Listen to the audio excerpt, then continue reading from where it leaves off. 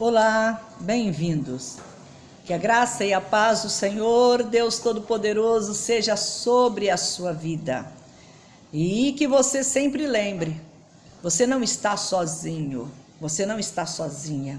Nós não estamos sozinhos. Eu gosto muito de meditar no que o Senhor Jesus Cristo fala para os seus discípulos, após o seu triunfo glorioso sobre a morte, sobre o inferno, sobre Satanás. E ele fala para os seus discípulos: eis que eu estou convosco todos os dias, até a consumação dos séculos. Eu estou convosco. E eu gosto muito de pensar sobre isto, que ele está comigo. E se ele está comigo, eu estou sempre bem. Qualquer situação da minha vida, eu estou sempre bem. Eu sou pastora Carmen Soares e estou aqui para compartilhar com você mais uma vez a palavra de Deus, a lâmpada dos nossos pés, a luz dos do nosso caminho, é a luz do nosso caminho, é a palavra de Deus. É nela que nós encontramos inspiração, é nela que nós encontramos esperança, é nela que nós encontramos a oferta de Deus para a nossa vida, a fé, a esperança, o amor e a salvação, a vida eterna, por intermédio do nosso Senhor e Salvador Jesus Cristo. É na palavra de Deus que nós encontramos o que nós precisamos para prosseguir a nossa jornada no rumo certo. E no nosso último encontro, nós falamos para você que ninguém é maior que Deus, e não é mesmo? Nunca duvide desta verdade, ninguém é maior do que Deus. Eu até citei a questão do profeta Elias, o episódio em que o profeta Elias, ele tinha orado a Deus, feito algo que ao homem, humanamente falando, seria impossível. Ele orou a Deus e desceu fogo dos céus, desceu fogo dos céus. Aquele povo não estava acostumado a ver aquilo acontecer. Os filhos de Israel, que estavam desviados da presença do Senhor, haviam desviado do caminho do Senhor, haviam abandonado a justiça, a verdade. O reino já havia dividido, agora já eram duas nações, era a nação de Judá e a nação de Efraim. Já eram dois reinos, o reino do norte e o reino do sul. E aqui no reino do norte estava o profeta Elias, e naqueles dias estava governando sobre a nação de Israel, sobre o reino do norte, um rei terrível, o rei Acabe. Para piorar a situação, a sua esposa, a rainha Jezabel, era pior do que ele. E a situação, que já era ruim pela desobediência dos filhos de Israel a Deus, ficou ainda pior. Com esses dois monarcas no comando, o rei e a sua esposa, a rainha, no comando da nação, aí que a apostasia tomou conta daquele povo, a maioria absoluta ficando uma minoria, sendo fiel a Deus.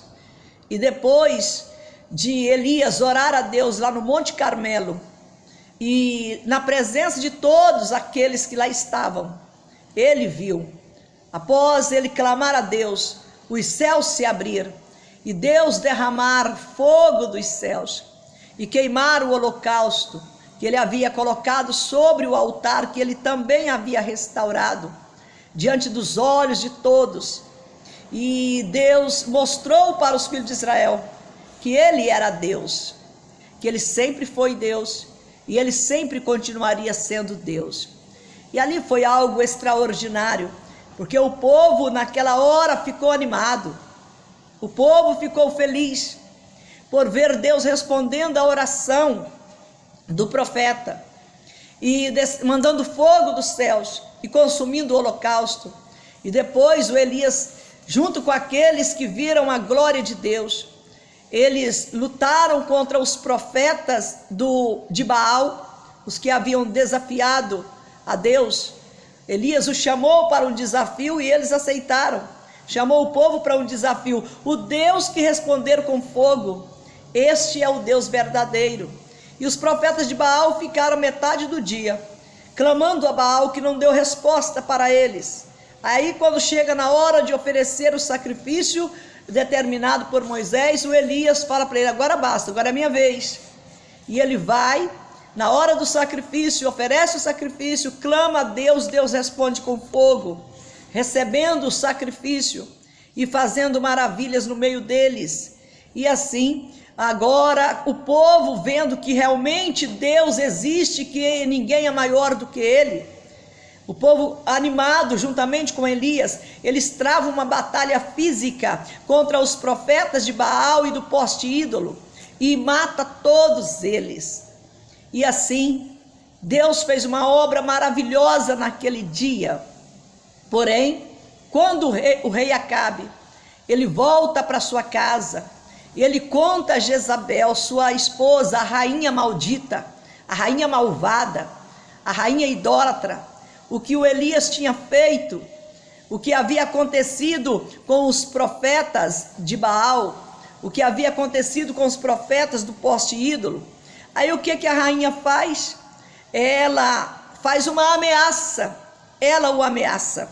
Nós lemos no capítulo 19 e no verso 1 do primeiro livro de Reis assim: Acabe fez saber Jezabel tudo quanto Elias havia feito e como matara todos os profetas à espada.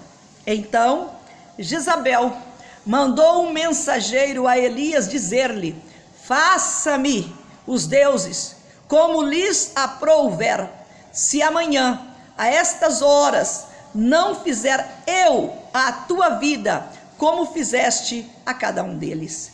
Temendo, pois, Elias levantou-se para salvar sua vida e se foi e chegou a Berseba, que pertence a Judá, e ali deixou o seu moço, ou seja, o seu auxiliar.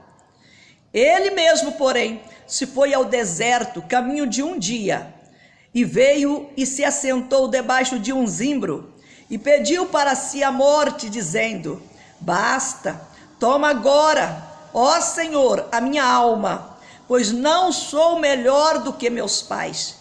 Deitou-se e dormiu debaixo do zimbro. Eis que um anjo tocou e lhe disse: levanta-te e come. Olhou ele e viu junto à cabeceira um pão cozido sobre pedras em brasa e uma botija de água. Comeu, bebeu e tornou a dormir. Voltou segunda vez, o anjo do Senhor tocou e lhe disse: levanta-te e come, porque o caminho te será sobremodo longo. Levantou-se, pois, comeu e bebeu, e com a força daquela comida caminhou 40 dias e 40 noites até Horebe, o monte de Deus. Ali entrou numa caverna, onde passou a noite, e eis que lhe veio a palavra do Senhor e lhe disse: que fazes aqui, Elias? E ele respondeu: tenho sido zeloso pelo Senhor, Deus dos exércitos, porque os filhos de Israel deixaram a tua aliança, derribaram os teus altares e mataram os teus profetas à espada, e eu fiquei só, e procuram tirar minha vida. Disse-lhe Deus: sai e põe-te neste monte perante o Senhor. Eis que passava o Senhor, e um grande e forte vento fendia os montes e despedaçava as penhas diante do Senhor. Porém o Senhor não estava no vento. Depois do vento, um terremoto, mas o Senhor não estava no terremoto. Depois do terremoto, um fogo, mas o Senhor não estava no fogo. E depois do fogo, um cício tranquilo e suave, ou um vento tranquilo e suave. Ouvindo Elias, envolveu o rosto no seu manto e saindo, pôs-se à entrada da caverna.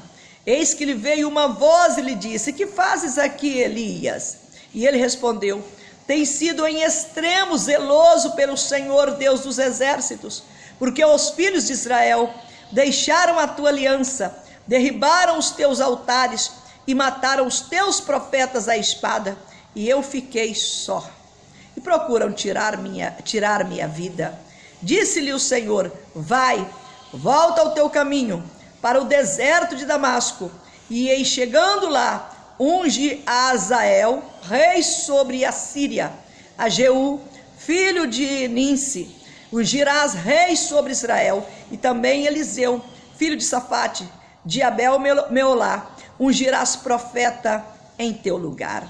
Então a obra não havia acabado, mas levantou-se a perseguição. Ele fugiu. E fugiu por quê? Porque por um momento na sua vida, o homem que fizera cair fogo dos céus com a sua fé, e moveu a mão de Deus em seu favor, e em favor dos seus que estavam ali, do seu povo que estavam reunidos com ele, lá no Monte Carmelo.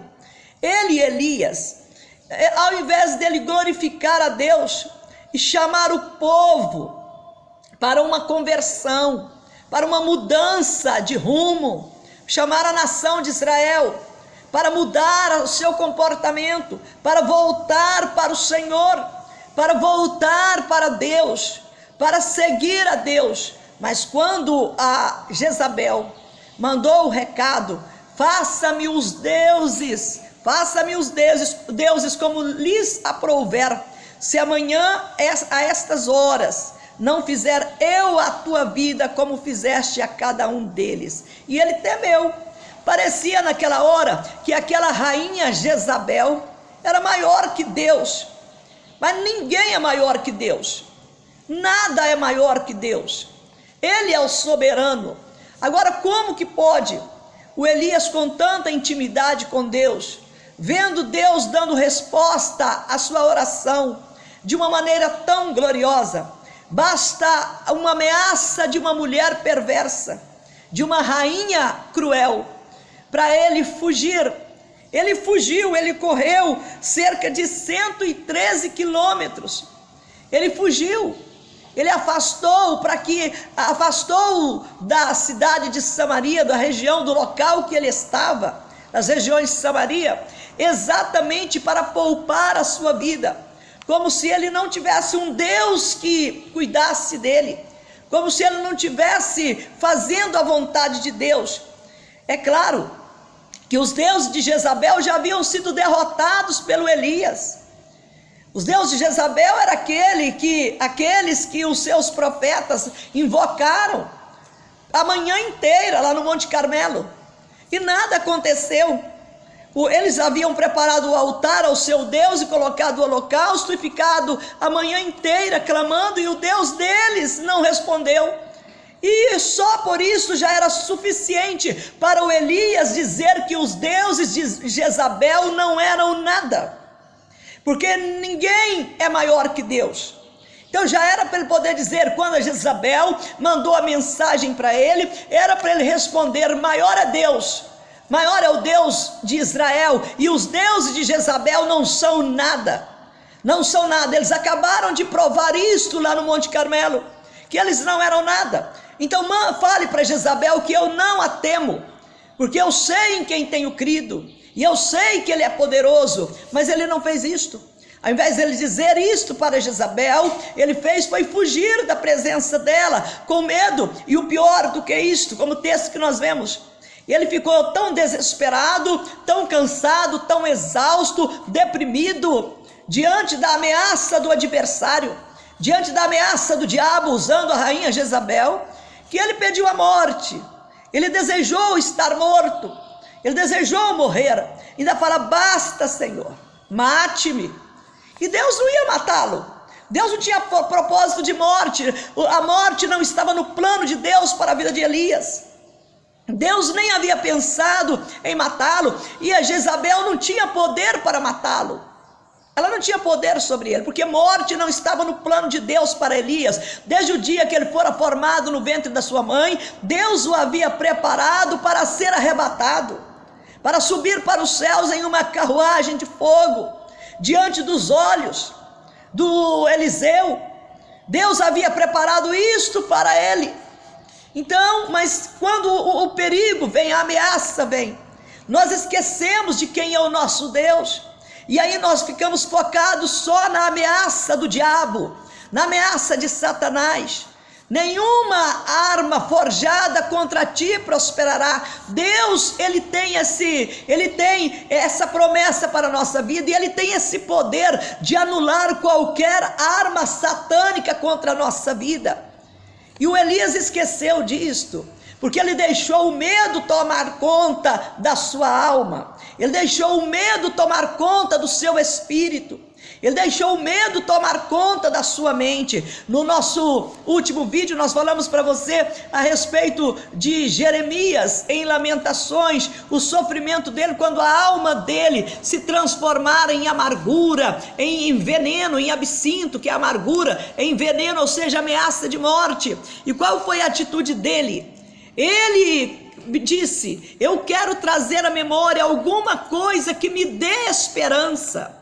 E de repente Deus entrou em ação e deu a ele alguma coisa que lhe desse esperança. O que daria esperança para ele? O que dá esperança para nós? São as misericórdias de Deus que se renovam a cada manhã, porque grande é a fidelidade de Deus, grande é a fidelidade do Senhor.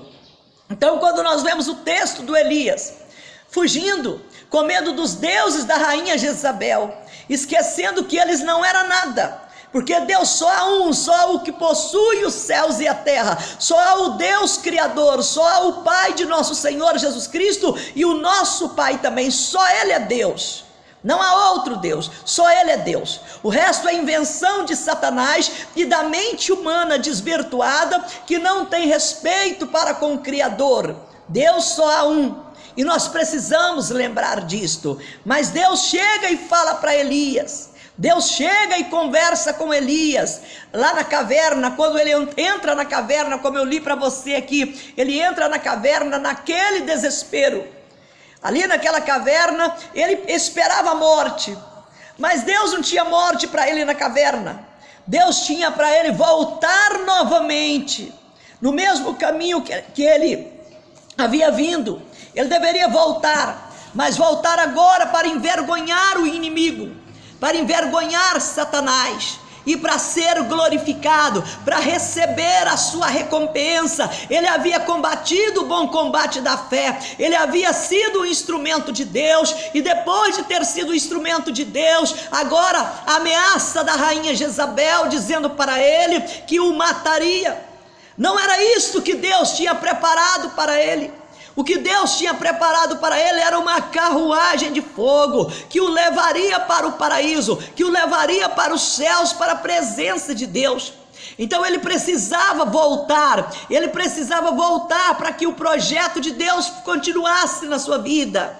E ele, depois de Deus falar com ele, ele fala para Deus: Deus, eles mataram os profetas do Senhor, e eu fiquei sozinho. E não era verdade. Deus fala para ele: olha, Elias, eu deixei lá 7.000 joelhos que não se curvaram diante de Baal. Ou seja, ele estava pensando só em si, ele estava olhando só para ele mesmo. Quando você para de olhar para Deus e começa a olhar para você, quando eu paro de olhar para Deus e começo a olhar para mim, eu fico amedrontada, porque quem sou eu? Quem sou eu? O Senhor Jesus Cristo falou: sem mim nada podeis fazer. Então eu sem Deus, eu não sou nada. O homem havia visto descer fogo dos céus, mas com a ameaça do inimigo, ele perdeu a esperança. Ele precisava fazer a oração de Jeremias: preciso trazer à minha memória alguma coisa que me dê esperança. Ele precisava ter feito isto, mas não, ele pediu a morte. Quantas vezes nós já fizemos isso também? Quantas vezes, diante da ameaça do inimigo, nós perdemos a esperança? Nós pensamos que não tem mais saída para nós, que a única coisa que tem que fazer agora é morrer. E quantas pessoas que não fazem isto? Oh, mas Deus é bondoso, e Ele não chamou a mim nem você para que nós enfrentemos o inimigo combatendo o bom combate da fé. E depois de ganhar a guerra, ganhar aquela batalha, a gente fugir com medo da próxima batalha. Não é isso que Deus tem para nós. O Paulo apóstolo, ao escrever aos Efésios, o que ele falou? Que depois de ter vencido o dia mau, nós precisamos permanecer de que maneira? Inabaláveis. Então, depois de vencer o dia mau, você precisa permanecer inabalável.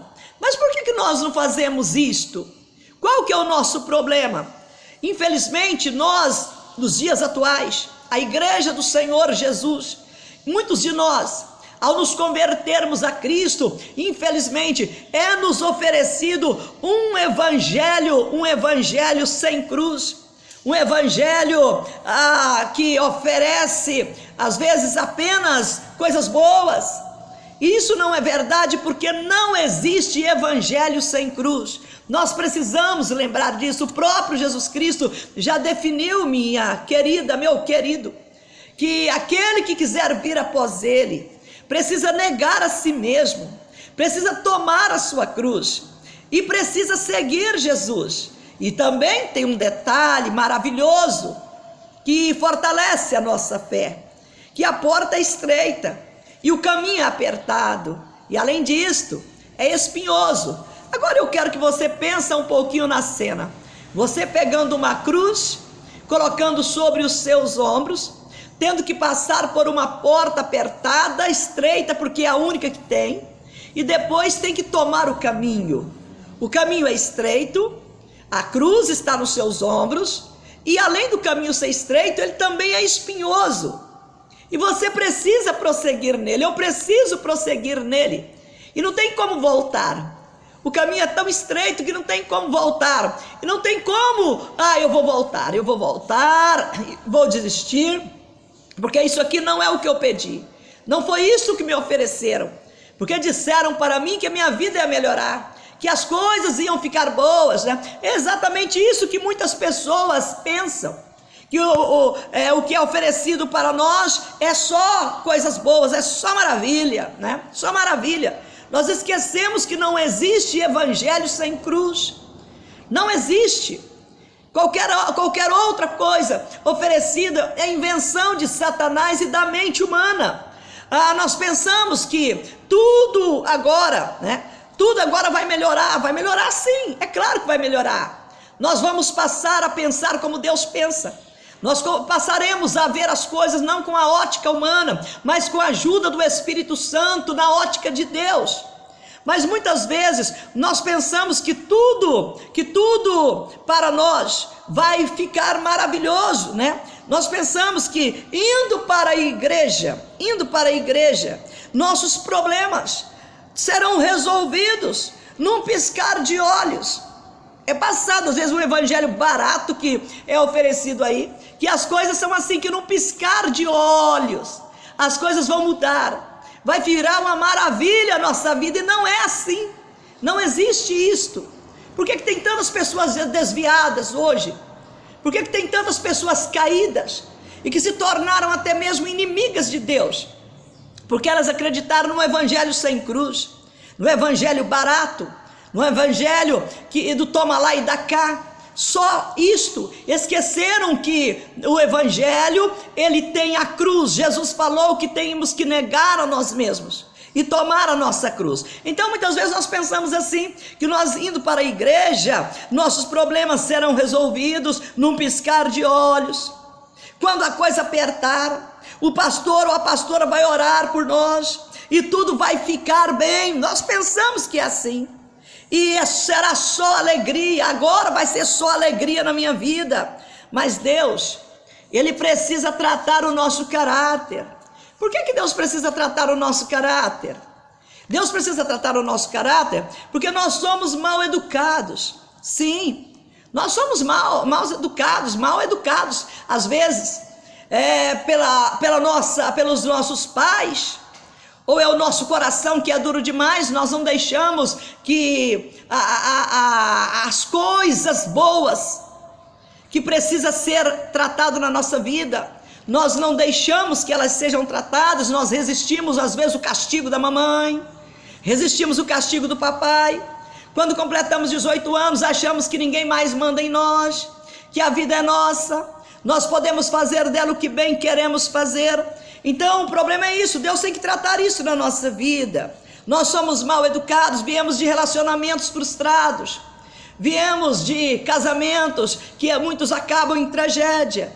Nós chegamos para a igreja desta maneira muitas vezes, com uma decepção terrível, decepção amorosa, decepção financeira, com a vida falida. Nós às vezes chegamos na igreja com os filhos drogados, com o marido bêbado, no meu caso, com o marido bêbado, com filhos para criar. Eu, quando fui para a igreja, fui nessa situação, com o marido bêbado e 3 filhinhos para criar, sem nenhuma expectativa, mal educada, cheia de traumas na minha vida, mas eu achava que eu era ótima, que eu não precisava mudar.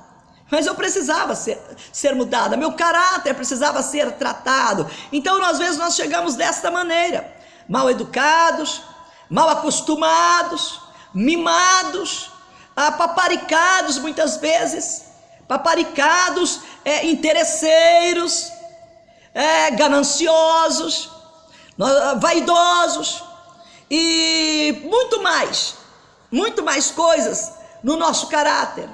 Nós temos que precisa ser tratado por Deus. Deus precisa nos tratar.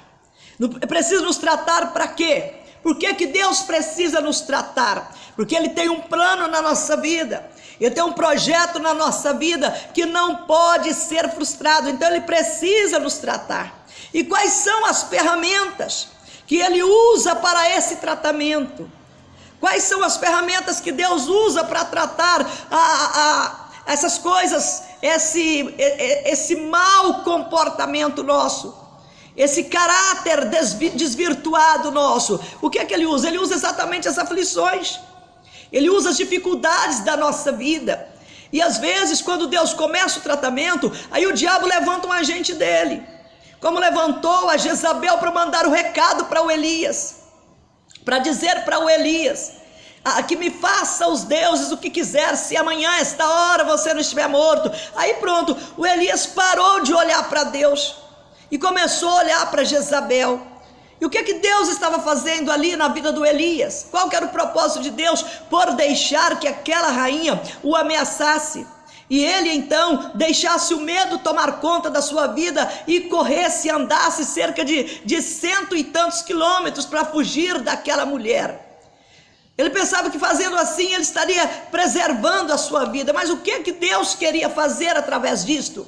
Queria mostrar para Elias que ele é maior, que não tem ninguém maior do que Deus, e que o Elias não precisava temer deuses que não existem, que o Elias precisava lembrar que ele não estava sozinho como ele estava pensando, que o Elias precisava entender que o final dele não era ser morto pela espada da Jezabel, mas era ser levado gloriosamente para os céus de uma maneira poderosa, que somente Deus poderia fazer. O Elias precisava entender que quem estava no controle era Deus, e que as coisas que estavam acontecendo porque ele havia permitido acontecer, mas aquilo não era para acabar com ele. O mesmo acontece comigo e com você, o mesmo acontece na nossa vida. As coisas ruins que acontecem é um tratamento de Deus, porque o que Ele tem para nós também é nos levar para o seu reino eterno. É para lá que nós iremos, mas é claro, Ele tem um propósito. As aflições, as perseguições, elas nos fazem bem. Não pensa você que as dificuldades que você enfrenta te faz mal. Não faz mal não te faz mal. As dificuldades que eu enfrento não me faz mal, elas me fazem bem. Mas infelizmente, quando eu passo por elas, eu penso que está me fazendo mal. Oh meu Deus, eu penso que Deus me abandonou, eu penso que eu estou sozinha, que não tem mais saída para mim, e Deus precisa tratar isso na minha vida, para que o propósito dele seja executado. Ele quer fazer de nós o quê? Conforme a imagem do seu Filho Jesus Cristo, e para Ele fazer isto na nossa vida, nós precisamos ser tratados. E como que Ele nos trata? Ele nos trata exatamente permitindo as aflições pelas quais nós passamos por elas. Deus, nós não podemos esquecer que Ele é a fonte, Ele é o sustento da nossa existência, Ele é o sustento do universo, e Ele tem que ser o alvo da nossa vida. Ele tem que ser o alvo. Ele tem que ser o alvo da sua vida. Nós nascemos dele, nós nascemos para ele, por ele. E nós precisamos entender isto, que nós nascemos para ele, para a glória dele. Quando nós lemos Paulo escrevendo em Romanos, no capítulo de número 14, Atos dos Apóstolos, primeiro Atos dos Apóstolos, no capítulo 14, no verso de número 21, Paulo estava passando por uma terrível aflição. Os seus inimigos haviam se levantado contra ele, e havia cercado e apedrejado e dado-o por morto. Ele estava numa missão juntamente com Barnabé, fazendo a vontade de Deus, e os seus inimigos levantaram contra ele e o apedrejaram. Mas como que foi a conduta daqueles servos do Senhor, quando viram Paulo naquela situação, dado por morto? O que eles fizeram? Os discípulos do Senhor arrodearam Paulo e provavelmente clamaram a Deus, clamaram ao Senhor Jesus Cristo pela vida daquele homem, e ele foi restaurado. Nós lemos aqui no verso de número 19, assim, de Atos capítulo 14, sobrevieram, porém, judeus de Antioquia e Icônio, e instigando as multidões, e apedrejando a Paulo, arrastaram-no para fora da cidade, dando-o por morto. Rodeando-o, porém, os discípulos, levantou Paulo e entrou na cidade, e no dia seguinte partiu com Barnabé para Derbe. Ele não partiu correndo dos seus inimigos, ele partiu para continuar a missão que Deus havia entregado a ele. Qual é a missão que Deus entregou para você? Às vezes a missão que Deus entregou para você é cuidar da sua família, é cuidar dessas pessoas difíceis da sua casa, essas bênçãos que Deus te deu. Ah, pastora Carmen, isto é a cruz mesmo. Agora não queira abandoná-la e nem cortar um pedaço dela. Deus sabe o que está fazendo com você, Deus sabe o que está fazendo conosco. Deus não é doido, ele não erra, ele tem todo o controle, ele tem tudo nas suas mãos, ele tem todo o controle da sua vida, da minha vida, do meu corpo, da minha alma e do meu espírito. E aqui no texto de Atos capítulo 14, no verso 21, nós lemos assim: e tendo anunciado o evangelho naquela cidade em Derbe, e feito muitos discípulos, voltaram para Listra, Icônio e Antioquia. Olha aí, mesmo lugar. Voltaram, fortalecendo a alma dos discípulos, exortando-os a permanecer firmes na fé, e mostrando que, através de muitas tribulações, nos importa entrar no reino de Deus. Ou seja, tem um alvo. Nós temos um alvo, que é entrar no reino de Deus. O mesmo Paulo em Romanos, no capítulo, nós lemos ele também falando algo extraordinário. Agora já estava falando de Deus. Romanos no capítulo 11, ele fala para nós a partir do verso de número 33, olha que bonito isso aqui, que coisa importante, para que nós não esqueçamos de quem é o nosso Deus. Paulo lembrou de tudo isto, ele que disse, em todas as coisas nós somos mais que vencedores. Olha o que ele fala a respeito de Deus aqui, em Romanos capítulo 11, e a partir do verso de número 33, ó profundidade da riqueza, tanto da sabedoria quanto do conhecimento de Deus, quão insondáveis são os seus juízos, e quão inescrutáveis os seus caminhos. Quem, pois, conheceu a mente do Senhor? Ou quem foi o seu conselheiro? Ou quem primeiro deu a ele, para que lhe venha a ser restituído?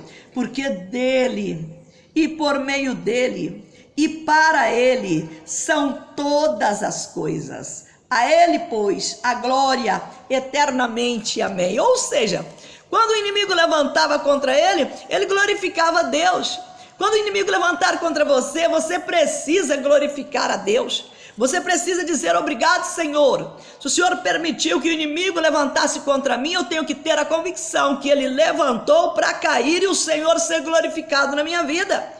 Eu tenho que ter a convicção que ele levantou para ser derrotado em nome do Senhor Jesus Cristo, para que Jesus Cristo seja glorificado em cima de Satanás, para que Jesus Cristo seja exaltado em cima do maligno e dos seus demônios e dos seus comandados. Então você precisa ter esta visão. Eu preciso ter esta visão, a visão que Paulo teve aqui. Está perseguindo? Então vamos transformar isto em bênção. Vamos transformar isto em glória. Porque o que nos importa de fato é que por meio de muitas tribulações, aflições, o que nos importa mesmo nesta vida de fato é nós entrarmos no reino de Deus. Ninguém é maior que Deus. Ninguém é maior que Deus. Então que nós tenhamos isto na nossa mente 24 horas por dia. Ninguém é maior que Deus. E o que Ele está fazendo comigo não é para me destruir. É para poder melhorar o meu caráter, para tirar as coisinhas que precisa ser tirado, para tratar o meu caráter, para que eu seja igual a Jesus, para que eu venha entender que a vontade de Deus é boa, é perfeita, é agradável para a minha vida. Porque quando Jesus lá no Getsemane, Ele falou: Pai, se possível passa de mim este cálice, mas Ele compreendeu que a vontade de Deus para a sua vida era boa, era perfeita, era agradável, e era só mais um pouquinho. Era apenas mais 2 dias de sofrimento, e aí tudo iria se resolver. Para o que ele nasceu? Morrer na cruz? Era para lá que ele ia. E ele seria morto na cruz? Sim, ele morreria na cruz. A cruz seria apenas o que mesmo? Seria apenas um pedaço do deserto que ele teria que atravessar. A cruz seria apenas o quê? Seria apenas um instrumento de Deus para a sua glorificação. A cruz era isto, era apenas um instrumento de Deus para a sua glorificação. Aquilo que parecia ser um vexame, porque morrer na cruz seria um vexame, ser crucificado e exposto ali ao ridículo, era apenas um instrumento de Deus para a sua glorificação. E ele então falou: não, Pai, que não faça a minha vontade, contudo seja feita a tua vontade. E ele então prevaleceu. É o que eu tenho que fazer. Falar para Deus: Senhor, que não seja feita a minha vontade, que seja feita a tua, porque os deuses deste mundo, os deuses de Jezabel, que são os mesmos que nos ameaçam, os demônios, eles não são maior que Deus, não são maior do que o Senhor Jesus. Você está bem em qualquer situação, você que crê em Deus, você que nasceu de novo e você que vai nascer de novo, porque vai entregar a sua vida para Jesus Cristo, vai recebê-lo como seu Senhor e seu Salvador. Você também vai estar bem em qualquer situação, mesmo carregando a cruz, mesmo andando num caminho espinhoso, mesmo sendo perseguido, você está bem, eu estou bem, e você que está entregando a sua vida para Jesus Cristo, também estará bem em qualquer situação, tendo fartura ou tendo escassez, sendo perseguido ou estando na calmaria. Em todas essas coisas, nós somos mais que vencedores. Querido Deus e bondoso Pai, louvado seja o teu santo nome. Bendito seja o Senhor, que naquele dia de angústia, na vida do profeta Elias, o Senhor foi até ele, o Senhor falou com ele, ele ouviu a sua voz, ele atendeu a sua palavra, ele obedeceu ao Senhor e ele viu a tua glória. Ó meu Deus, que nós também venhamos dar ouvidos à tua voz, venhamos obedecer à tua vontade, venhamos seguir, ó Deus, para o alvo, porque o que importa mesmo para nós é entrar no reino dos céus, é chegar lá no reino dos céus, é chegar na tua morada, meu Pai, é passar a eternidade com o Senhor. Meu Deus, toma nas tuas mãos as nossas aflições, toma nas tuas mãos o nosso caráter e nos molda, meu Pai, conforme o caráter do teu Filho Jesus. Nos faça, Senhor, nos faça ser conforme o teu Filho Jesus Cristo, nos faça chegar à estatura de varão perfeito, de varoa perfeita aos teus olhos, confiantes do Senhor, guardando a palavra da verdade, guardando a perseverança dos santos, meu Deus, em nossos corações, que é de obedecer a Deus, fazer a vontade de Deus e chegar um dia diante do Senhor e receber de ti, meu Deus, a coroa da salvação. Que o Senhor nos ajude, Pai, que nós perseveremos como perseverou os teus fiéis, que nós não venhamos seguir espíritos enganadores e nem cair no laço do passarinheiro e dar ouvidos a doutrinas de demônios, mas que nós ouçamos a tua voz, que nós obedeçamos o teu comando, meu Deus, e sejamos, ó Pai, vitoriosos, para a glória do teu Filho Jesus Cristo, para a glória do teu Santo Espírito, para a glória do teu nome. Toma as dificuldades que este homem está enfrentando, meu Deus. Toma as dificuldades que esta mulher está enfrentando, que esta família está enfrentando. Oh, meu Deus, que eles não olhem para os números da estatística, mas que eles olhem para o Deus que possui os céus e a terra e que está no controle de todas as coisas. Que o Senhor abençoe este lar, meu Pai. Que o Senhor abençoe esta família. Que o Senhor abençoe este homem, a mulher, o rapaz e a moça, a criança, o adolescente, o idoso, meu Deus. A criança que ainda está no ventre da mãe. Que a bênção do Senhor seja sobre ela. E que esta criança, meu Pai, seja conduzida por Ti, desde o seu nascimento, neste mundo que jaz no maligno, até, meu Deus, a entrada triunfante no reino do Senhor. O Senhor abençoe, dando a providência que cada um precisa, entrando com o socorro, meu Deus, nas finanças desta família, para pagar o aluguel ou para cumprir com os compromissos, meu Deus, que está sendo o gigante que tem que cair. Ó, meu Deus, em nome do Senhor Jesus, nós pedimos isso para a tua glória e acreditamos que o Senhor há de fazer muito mais, porque o Senhor é o único Deus, o Deus fiel e verdadeiro. Para o Senhor nós fomos criados, com a certeza que o Senhor já está trabalhando em nosso favor, agindo por nós, nos dando livramento e fortalecendo a nossa fé e salvando o que está perdido e fortalecendo o salvo. Com esta certeza, nós te agradecemos, meu Deus, te agradecemos com a certeza que o Senhor já está agindo. E damos ao Senhor toda a honra, toda a glória e todo o louvor, hoje e eternamente. Amém. Muito bem, Deus abençoe sua vida poderosamente. Até o nosso próximo encontro. E se esta mensagem tem abençoado você, compartilhe com outras pessoas, abençoe outras pessoas também. Compartilhe, deixe também lá o seu like, o seu gostei lá no nosso vídeo, e assim também você vai nos ajudar a continuar fazendo o trabalho do Senhor, com a total convicção que no Senhor o nosso trabalho não é em vão. Não é em vão o seu trabalho nem o meu. Deus abençoe você, fique na graça e na paz do Senhor e até o nosso próximo encontro.